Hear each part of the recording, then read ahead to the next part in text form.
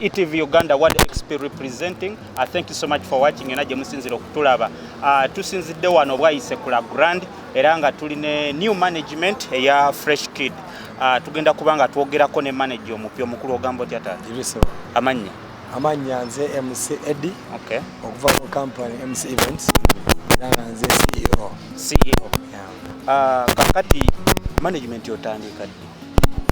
Management twatandise. Mwatandise. Era nsuubira nayo kenyini okitegedde wadde bwe siba kunfuna.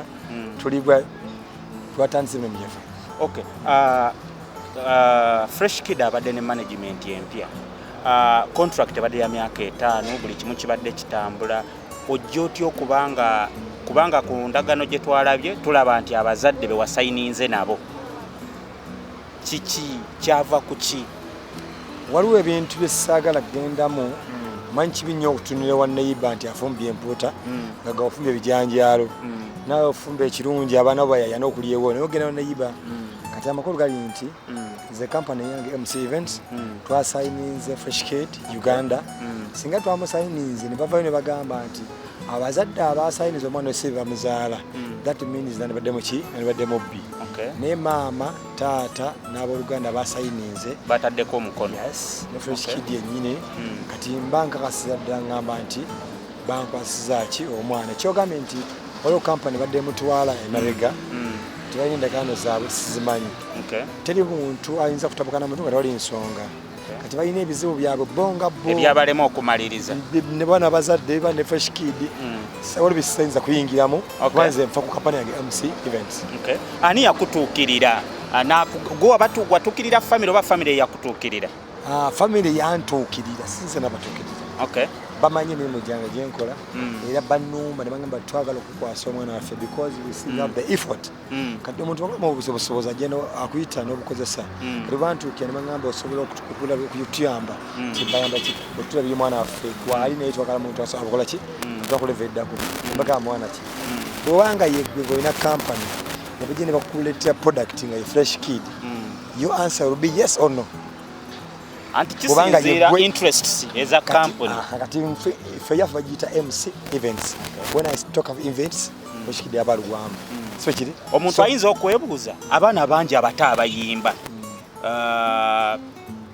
nga Fresh Kid bwayimba lwaki Fresh Kid lwaki tewagenze no signing abala kuba bangi abali abatalina management ate nga balabiseeko nga waaka basobola okukola. Anti era kyekugambye saanoonya mwana quote me well. Saanoonya mwana saanoonya Fresh Kid.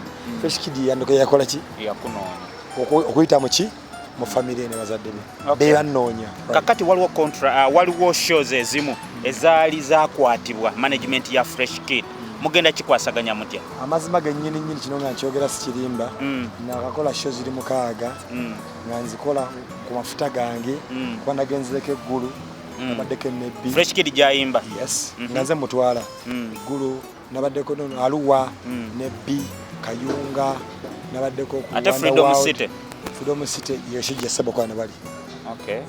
Kati nabaddeko ne kwedeni ebwayise zonna nga nsanga balance ekola ki yagwayo but I put in my effort to malirize contract z'omwami wezi yakola ki naye era ngamba abawagizi bonna aba Fresh Kid nti bwa wakwata show ne management enkadde jangu onoonye esimu yange kweri ku sikino gyegiraba jangu onoonye tuteese tonga gyetukana kikola ki nzimaliriza bambi abo bona gyenvudde tewali yampadde mafuta wabula nnongosa linnya lya mwana wabula mbagamba bwoba okukwata shows empya no signing up ne management enkadde that's on your will. So from today onwards oba okuva ku ndagano lwe yatandika okuva ku Saturday shows zonna MC Events yazikwata. Kipya kikyogenda okuleeta mu Fresh Kid kuba tumulabye. Mumulabye yes. Kikyolaba kyosobola okuimprovinga kuba ye mulungi. He has proven the test of time. Kipya abantu mtunga ina talent ye n'omukisa gwe. Ntera kugamba abantu nti ensi etambulira bintu bisatu n'okulaakulana. Ekyo omukisa amagezi ne capital. Capital n'omukisa n'amagezi byetubeka bisatu. Omukisa gutwala 85% mu kukola business. Omuntu asobola kunyana gamba nti wandikoze hoteli igamba amagezi gakuwadde gatwala 5%. Kati capital atwala 10% kuba wangu wakufuna n'omutwale byatandika kale kyewuunyisa nti ozimbira brandi nga bwe tuli wano naye omukisa ogutuzaamu abantu okulya emmere yo n'okubebasaamu ogenda gujjawo. Go to me like this. Buli muntu alina omukisa. If you are blessed from behind, buli kyokona kikola ki? Kiba blessed. Mbasuubiza bana Uganda. Fresh Kid amazima gali nti na emyezi gino gibadde kemabega gino abadde alina engeri gyakoze ki? Sinza kuba namalina gyempise nabanga mwana abadde agudde mogenda mwezi otya. Olwaleero noonyeza mbadde ndi muwaaka. Kati waliwo ekirala abantu amu bagamba manyi tata wa Fresh Kid ne mama badde tebakwatagana.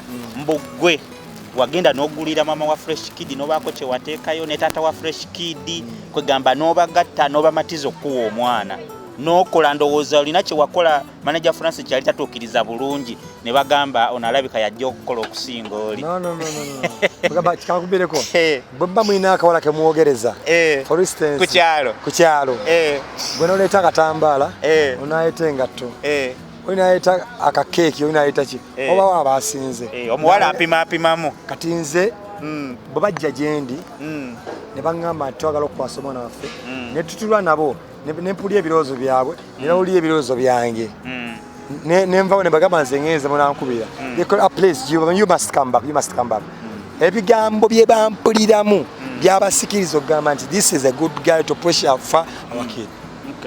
Wakola kabadi kyo bakwasaganya babadde tebakwatagana ebbanga bagiyita waaka bagiyita waaka tugambe abafumbo batabuuka engeri yonna oba ne bwemwekuba otawulwa Bobby ne Kamiri waba babuulirira that is counseling simple no need of what. So do you have any product new management MC events kipyaki mbasuubiza kumanyi ge tutaddemu mbasuubiza mutuwe ennaku 10 I promise something's coming. Something is coming. Oh my God. Wonkubidije mbadde baba. Okay. Kakati another problem or another worry. The Fresh Kid abadde ne contracts they are signing ambassador wa some countries abadde akolaga ne studio Lupareli abamu wa Basale olowooza contract ezimu tezijja kusazibwamu olw'okuba nti zakolebwa ne management yenkadde ate there is a new management. Kati omwana gyasomera tebaawa manager Francis contract njagala kitereeze bawa mwana Fresh Kid. Ate let me tell you this Fresh Kid abadde alina designer we yennyini gwasigaza producer we Rego abadde bakyankalana naye yali amutegeera namukomezaawo omuwandiisi we Fotinike Bwongo bali bakyankana manager Francis nga yagenda namukomezaawo. Olowooza omuntu tayinza okufuna mwendowooza nti manager Francis yali yawukana n'ettiimu gye yatandika nayo kakati ate ggwe omupya ozze n'ogikwasaganya tolaba nti omuntu ayinza okulaba nti gwe olinga yaseesaamu ekintu kigire gwe otandikirawo amagezi ge bakola ki bwakirowooza naye the thing is omwana ono bwe yali yakajja alina amaanyi mangi ng'alina abantu bano kati bwe bamukyusiza abantu n'akola ki ebigambo bino nabijja mu mwana we nnyini nga mubuuza biki byoyagala nkukolere ebigambo byaŋŋambye kaŋŋambye osobola okukomezaawo 14 ne mugamba 14 yani ne mbabuuza ne baŋŋamba ye muwandiisi we ne munoonya nageza omutuukako nga bamusayininga mu kampani endala era alina gy'ayimbira ne mwegayirira nakkiriza ne musayininga okubeera omuwandiisi eri muyimbi ne wanga awandiika era kati bali babiri bali 14K agamba ekyamukyankalanya ne manager Francis kasente bwe kyakasente wakikoze otya kuba tonajjamu oteekamu buteesi. Let me tell you this if you want to gain in something for instance la grandi eno omusajja yateekamu sente mmeka abazimbi tebagala mmanya gyojje sente you know ne cement bamubba teekamu it's you invest at last ogenda kufuna so I'm investing. Let me tell you 14K wali producer Lego Badman jali designer yenyini abaddewo wali bone Fresh Dad wafusubiza omusayininga era Ensonga Lwaki yakkiriza okuwa mutabani we Fresh Dad kubanga eri gye yali yakyankalanamu Fresh Dad enkolagana eri etya enkolagana mukwano gwange nnyo kubanga era kati tata wa mwana naye nga tagenda kuba mu MC event sinamusayininga naye nga we are one family. Bumna tumusayinize tugenda tubagambe nti twasayinize Fresh Dad. Bugambo kyo busembayo boyinza okugamba abawagira Fresh Kid new management awo tubulira abagala emirimu abagala Fresh Kid bakola batya. Do one thing.